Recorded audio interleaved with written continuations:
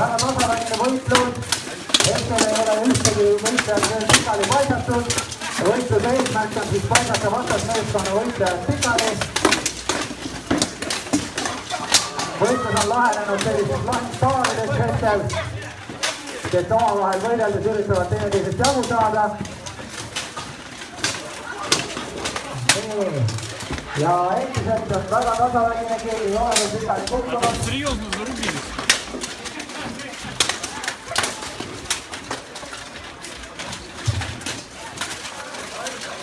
Ja pikali on külalismeeskonna üks liige.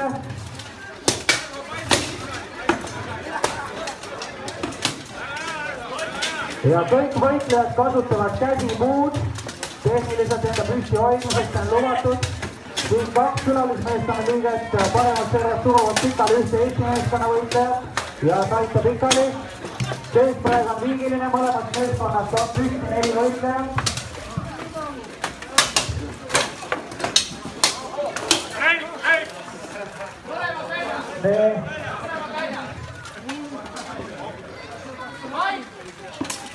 Kohtunikud lahendasid selle nii, et mõlemad võitlejad olid spordist väljas.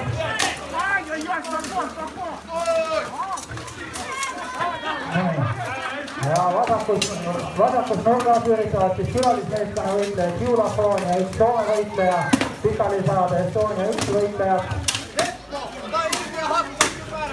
Kurt on väga vägivaldne kategooria, vastase kinni hoidmine ja samal ajal tema löömine on täiesti lubatud.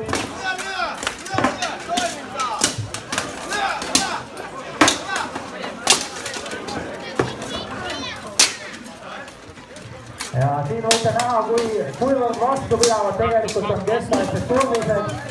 Umbes sama palju jõudu ja sama palju pingutust nõudis seda keskajal, et sellisest turmisest läbi minna või võitlejad kuidagi vigastada. Ega see väga lihtne ei olnud.